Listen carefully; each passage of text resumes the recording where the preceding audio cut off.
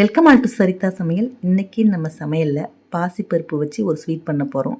Chettinad famous உக்காரை sweet recipe. ரொம்ப ரொம்ப டேஸ்ட்டாக இருக்கும். இப்போது இந்த ரெசிபி எப்படி பண்ணுறதுன்னு பார்க்கலாம். முதல்ல நாம் பாசிப்பருப்பை வறுத்து எடுத்துக்கலாம். அதுக்கு ஒரு கடாய் சூடு பண்ணிவிட்டு 1 கப் பாசிப்பருப்பு சேர்த்துக்கலாம். அடுப்பை சிம்மில் வச்சுட்டு கலர் மாறாமல் பொறுமையாக இதை வாசனை வர அளவுக்கு வறுத்து எடுத்துக்கலாம். பார்த்திங்கன்னா பாசிப்பருப்பு நல்லா வறுபட்டுடுச்சு. இப்போது இதை நம்ம வேறு பவுலில் மாற்றிக்கலாம்.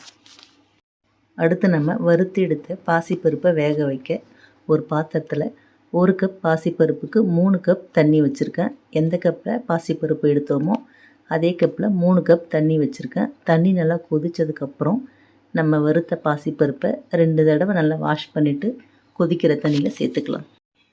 அடுப்பை மீடியம் ஃப்ளேமில் வச்சுட்டு 10 நிமிஷம் வேக வச்சு எடுத்துக்கலாம். பார்த்திங்கன்னா பாசிப்பருப்பு நல்லா வெந்துடுச்சு. நம்ம எடுத்துக்கிட்ட தண்ணியோட அளவு கரெக்டாக இருந்தது. நமக்கு எக்ஸஸாக தண்ணி எதுவும் இதில் இல்லை. வேக வச்ச பாசிப்பருப்பை வேறு பவுலில் நம்ம மாற்றி வச்சுட்டு இப்போது வெள்ளைப்பாகு காய்ச்சிக்கலாம். அதுக்கு கொஞ்சமாக தண்ணி சேர்த்துக்கலாம்.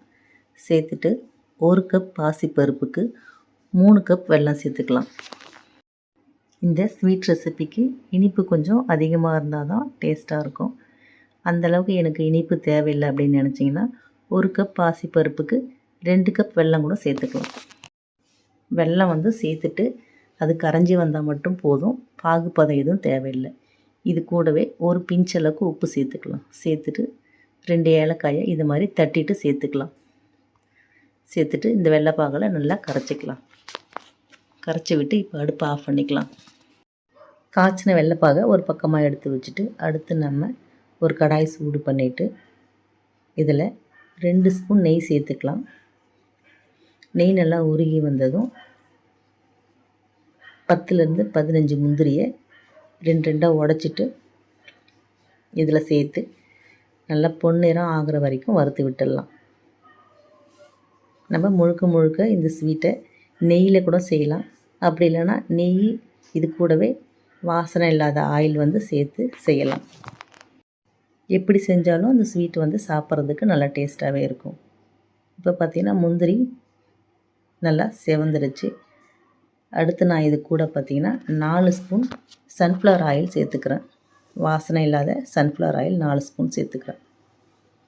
சேர்த்துட்டு இந்த எண்ணெயும் நல்லா காஞ்சதுக்கப்புறம் இதில் 1/4 கப் அளவு ரவை, நம்ம எந்த கப்பில் பாசிப்பருப்பு எடுத்தோமோ அதே கப்பில் 1/4 கப் ரவை சேர்த்துருக்கேன். ரவை அந்த நெய் எண்ணெயோடு சேர்த்து நல்லா பொரிஞ்சு வரும். அந்த அளவுக்கு வறுத்து விட்டுடலாம். ரவை பார்த்திங்கன்னா நல்லா வறுபட்டுடுச்சு. இது கூடவே 1/4 கப் அளவு துருவின தேங்காய் சேர்த்துட்டு இதையும் நல்லா வறுத்து விட்டுக்கலாம். இப்போது இதெல்லாம் நல்லா வறுபட்டதும் இதில் நம்ம வேக வச்ச பாசிப்பருப்பை சேர்த்துக்கலாம். பாசிப்பருப்பு நம்ம குக்கர்லேயும் வேக வச்சு சேர்த்துக்கலாம். நம்ம குக்கரில் வேக வைக்கும்போது பாசிப்பருப்பு நல்லா குழஞ்சிடும். இது மாதிரி பாத்திரத்தில் வேக வச்சு சேர்த்தோம்னா நமக்கு பார்க்க உதிரி அழகாக தெரியும். பாசிப்பருப்பு நல்லா கலந்ததுக்கப்புறம் இதில் காய்ச்சி ஆற வச்ச 1/4 டம்ளர் பால் சேர்த்துட்டு நல்லா மிக்ஸ் பண்ணிடலாம். இது நல்லா மிக்ஸ் ஆனதுக்கப்புறம் இதில் நம்ம கரைச்சி வச்ச வெள்ளைப்பாகை ஒரு ஃபில்டர் வச்சு வடிகட்டிக்கலாம்.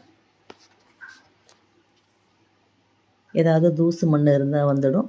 அதே சமயத்தில் நம்ம ஏலக்காயை தட்டி தான் போட்டிருந்தோம். அதுவும் இந்த ஃபில்டரில் வடிகட்டி எடுத்துக்கலாம். வெள்ளைப்பாகை சேர்த்துட்டு நல்லா கலந்து விட்டுக்கலாம்.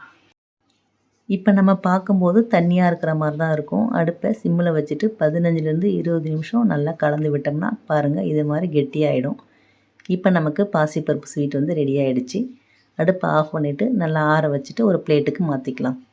ட்ரை பண்ணி பாருங்கள். வீடியோ பிடிச்சிருந்தால் லைக் பண்ணி ஷேர் பண்ணி கமெண்ட் பண்ணுங்கள். என்னோடய மற்ற வீடியோஸ்லாம் பார்க்கணுன்னு நினச்சிங்கன்னா சரிதா சமையலுக்கு சப்ஸ்கிரைப் பண்ணுங்கள். தேங்க்யூ.